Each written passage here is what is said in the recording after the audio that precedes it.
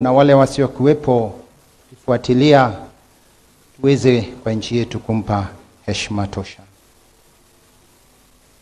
At this junction now, allow me to invite for special tributes, brief tributes from two other speakers whom we kindly ask to give their kind tribute with great love for this great man. Allow me to invite now at this moment first our former Prime Minister of the Republic of Kenya, Right Honorable Raila Amolo Odinga, to kindly come and deliver to us his memory and his wishes for this fallen hero. Karibu Mheshimiwa Raila Amolo Odinga. Karibu sana. Your Excellency, President Uhuru Muigai Kenyatta, President of the Republic of Kenya, First Lady Mama Margaret Kenyatta, Deputy President Archbishop Anthony Muheria, and all the clergy, the family of our departed Mzee Emilio Mwai Kibaki, waombolezaji wote ambao wamefika hapa. God is good and all the times. Asanteni sana. We have come, as I said yesterday, to take final farewell to a great Kenyan patriot. Now, I want to say a few things today about Mwai Kibaki. I want to say that the life and history of Mwai Kibaki is very much contemporaneous with the history of independent Kenya. Because as we said, Kibaki resigned from teaching to come and join the liberation movement. He was the chief executive officer of the most vibrant national movement for liberation, KANU. And in the elections of 1963, KANU won the elections, beating the then opposition KADU. Then, after that, Kenya became first independent, eventually a republic. So he was assistant minister, vice president, and a president, leader of opposition. But development in Kenya after independence are very much akin to what took place in the rest of the African continent. The constitution that brought independence was a fairly liberal constitution with a devolved system of government called Majimbo. Through a series of amendments, Majimbo was disbanded. Then also several amendments were introduced to the constitution, which basically removed power from the periphery to the center. We ended up with a very authoritarian, or what we call imperial presidency. To cap it all, in 1982, they brought Section 2A, which introduced a single-party system. By the then Minister for Justice and Constitutional Affairs, our late friend Charles Jonjo. Mwai Kibaki is the one who seconded it. I'm saying this because it's good for us to say it. We have had a long discussion with him. He did not know the implications. He later on himself became a victim of it all. Because in 1988, they brought Bulolongo system of election. they called them that open democracy. Then, after that, they did the reshuffle and was removed from being vice president, made minister of health. He did not feel humiliated. He stayed there as a gentleman. Some of us were fighting for repeal of Section 2A and reintroduction of multi-party politics. But because he was inside that system, he said that it is not possible to introduce a multi-party system. But those of us who were calling for it were like somebody cutting a mugumo tree, the razor blade. Fortunately, with the fall of Berlin Wall, the wind of change that was blowing in Eastern Europe began to also blow in Africa. And through it, Section 2A went. And now we're allowed to form a political party. And Kibaki said that in his deep mind, he has always cherished multi-party system, and immediately resigned from KANU to form DP. So he joined us. We were already then in Ford, and he joined DP. Then Ford also eventually split into Ford Kenya and Ford Asili. So we now have Ford Kenya, Ford Asili, DP. We try to bring these people together. Ken Matiba, Jaramogi, and Kibaki. Eventually tried to, with Kibaki's people, were negotiating. Uncle George Mohoho is here. And the late John Keane, Gegi Muigai, we tried to negotiate. It was not possible. And we said that if you guys don't agree to hang together, we shall be hanged separately. So we went to the elections, and truly they were hanged separately. One whole post there for Matiba, one for Kibaki, one for Jaramogi.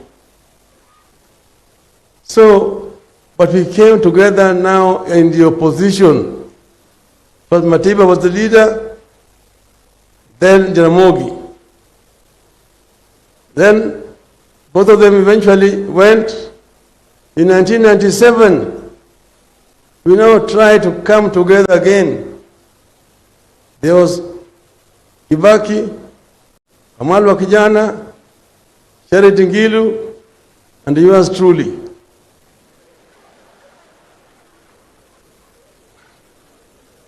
To try to come together. The late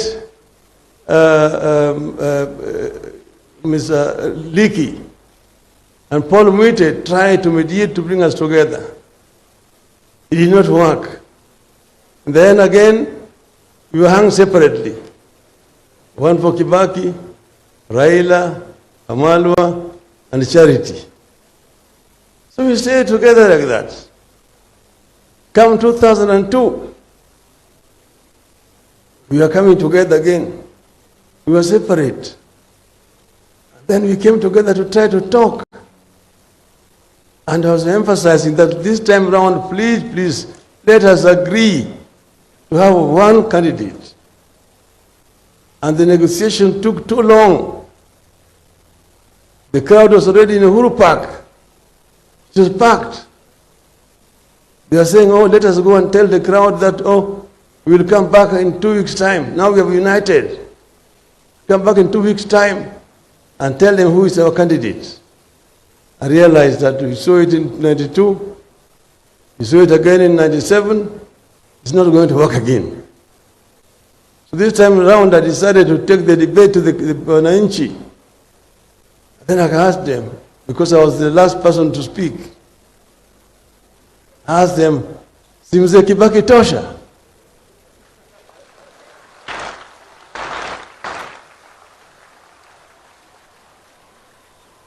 And the crowd roared back, Kibaki tosha, na wakaanza kuimba, yote yawezekana bila Moi. That is the NAC revolution. The rest is no details. But I was saying this because I saw where we were, and we had a long discussion with Mwai Kibaki. In my view, Mwai Kibaki had the knowledge, the experience that we needed in that period of transition. I got actually hit so hard.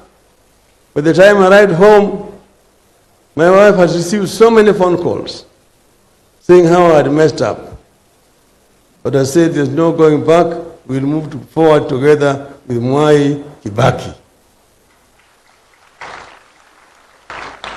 So I'm here with my wife Aida there, and my elder brother Dr. Uhuru. We've come here as the family of Jaramogi. Now we sat down and signed an MOU. That is what we are going to do after we formed government. This famous or infamous MOU. And when we were negotiating, everybody was very fresh. Kibaki is the one who suggested we need only 3 months. We will have passed that new constitution. Unfortunately, when we left, we started the campaign. And we went for campaign in Kikuyu. We ran around and we slept in the residence of Mr. Musila, former PC. When we left, we went for rallies in Kikuyu town, came back to Kikuyu town. We were rushing back now to Nairobi. My car was leading. But then they told me Kibaki was in a rush for another appointment in Nairobi. So I let them pass. So we were following. Then we come toward the junction there, Machakos Junction, and the accident. So from there, we put them in a car, Msila's car, and we were following, coming to Nairobi. We were found in Nairobi Hospital. We arrive at Nairobi Hospital, and the crowd is there. He's taken inside and for treatment, emergency. The crowd was so anxious, what's happening? So I came out and I told them, look, our captain is injured, but the march will continue, and we shall win this march.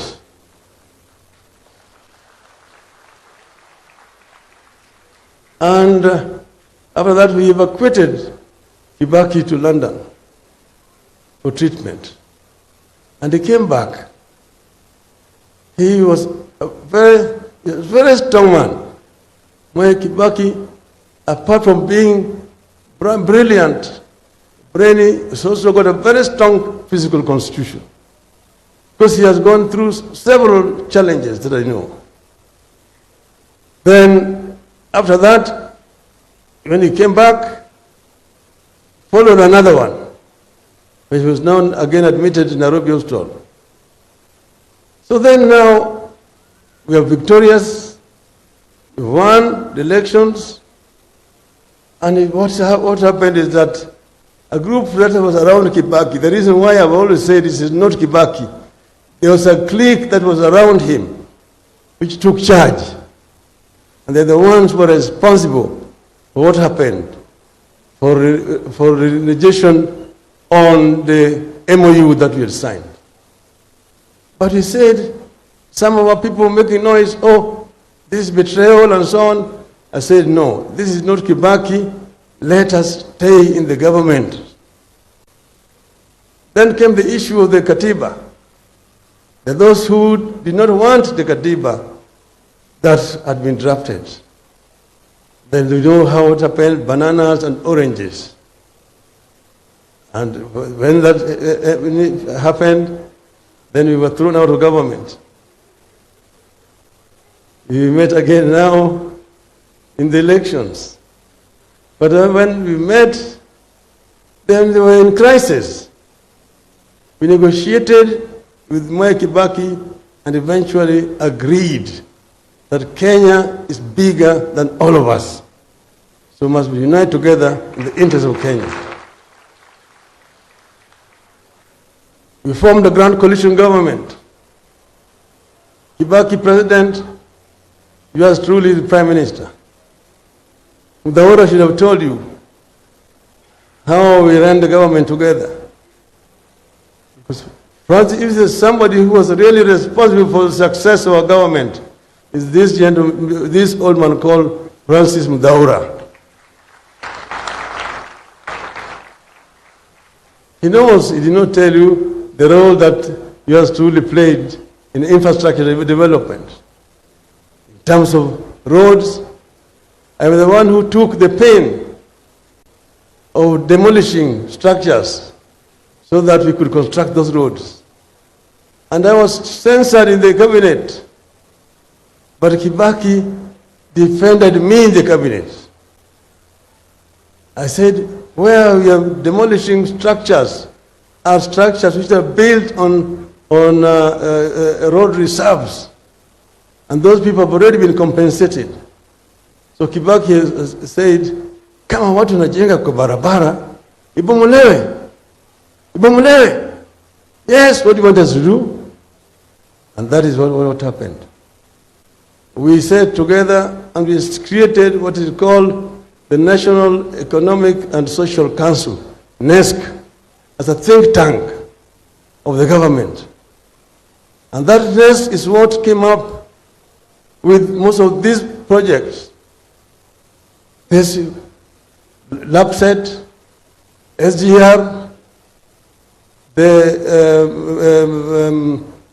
Konza, ICT City, special economic zones, all these came about as a result of the discussions in the think tank. What I want to say is that Mwai Kibaki is somebody with a clear foresight and is ready to negotiate and also to take in new ideas. And through that, he managed to open the government and get new progressive ideas about development. So here, we've come today to say goodbye to Mwai Kibaki. He was transformative. He came up with progressive ideas and he was able to bring all of us together and create a team that was ready to work for Kenya and say that Kenya first, everybody else is second. And therefore, we are paying a tribute to a great Kenyan leader. Fare thee well, Mwai Kibaki.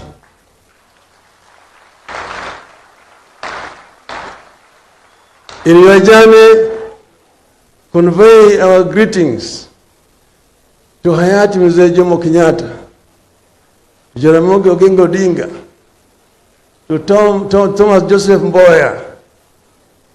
Say farewell also to Nyayo when you meet him. Rest in peace. Thank you. Thank you, Right Honorable Raila Amolo Odinga.